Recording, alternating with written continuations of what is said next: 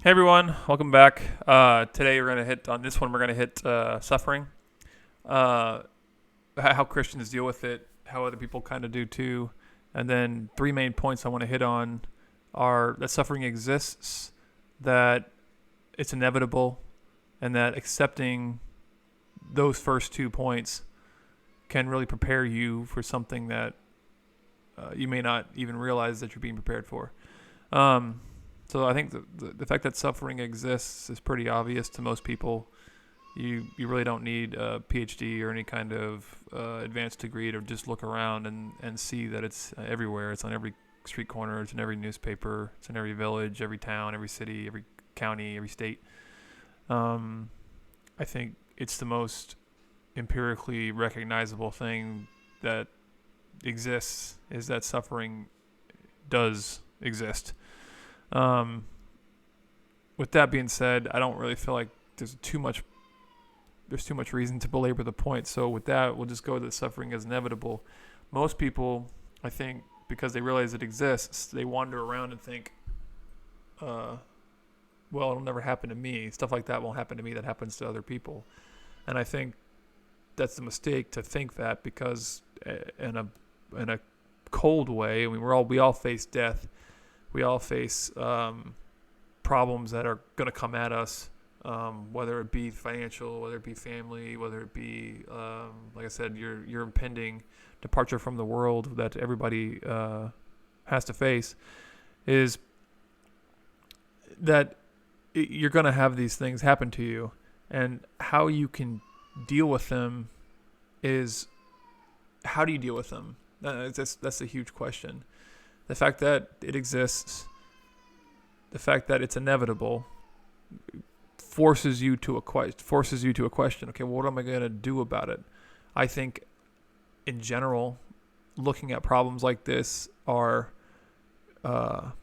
good. I mean, as a man, as men, we're expected to provide for our families, and I think to have provisions in place to deal with suffering are our responsibility first and foremost. And the fact that suffering is inevitable and all kinds, right? It's not just macroscopic, cataclysmic earthquakes, volcanoes, god awful weather, storms, but the small things like I planted a rosemary bush out here and it died. So I look at all my time and sweat and toil spent trying to plant a little herb bush, and ultimately it didn't make it. As okay, that was in a way suffering to a certain degree. And if you take that, or if you take it even on more of a subtle approach, like word depression or something that's not so outward, something that's inward, fighting with your spouse, a hangover, um, not looking after your body physically, that produces something that you can't really. It's harder to quantify those things. It's pretty easy to quantify. Coronavirus is going on right now. A lot of people just look at the death rate or the mortality rate or the death count, and they think, okay, well, there's the amount of suffering. But what's not easily quantifiable or is all those people were involved with, the families and friends and mothers, daughters, sons, aunts, uncles, nieces, nephews. That's a more difficult proposition to deal with, and I think myself included, I lived a pretty charmed life till I was 24, 25. I really didn't know too much about suffering. The most I really ever experienced was, having disobedient to my parents and they haven't disciplined me kind of thing, or not being able to go out, or having a broken bone kind of stuff, which in the grand scheme of things, I would say is a fairly charmed life. I didn't have to experience death and go to funerals and lose a close friend or be involved in some enterprise where somebody was killed or having a terrible accident or something like that. I never really had to experience any of that. And so for me, I walked around the world sort of in this stupor of thinking, oh, that happens to other people, but it doesn't happen to me. And when suffering finally showed up and it started to knock on my door, I really was ill prepared for it, and I almost didn't even realize. Well, not almost. I didn't even realize that suffering is inevitable and it does happen to everyone. And there are different degrees, like I mentioned earlier, where somebody could be targeted. I was on a jury one time where a husband targeted the wife, and he was after her insurance policy, which is very cliche, right? The wife has an insurance policy, husband wants to claim it, she's murdered, and now he can claim it. That's a different facet of suffering than would be stubbing your toe.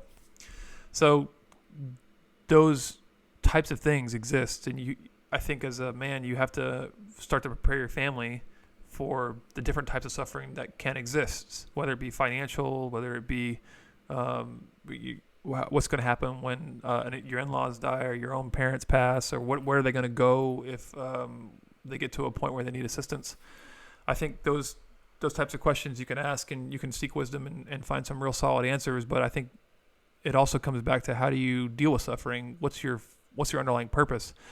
I think accepting that those two premises, the first 2 points, that suffering is real and that it's inevitable, accepting them leads you to a point now that, okay, what am I going to do about that?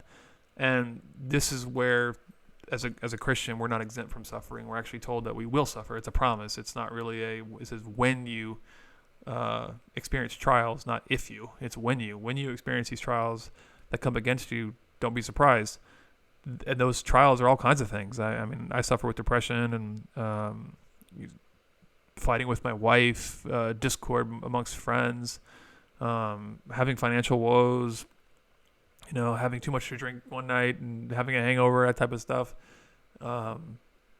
Stubbing my toe, breaking an arm, that stuff really exists and it really happens. And I think accepting that as a part of life can start to help you and help me to realize that it's just sort of part of the puzzle. It's not necessarily, that doesn't mean that life's not worth living, of course.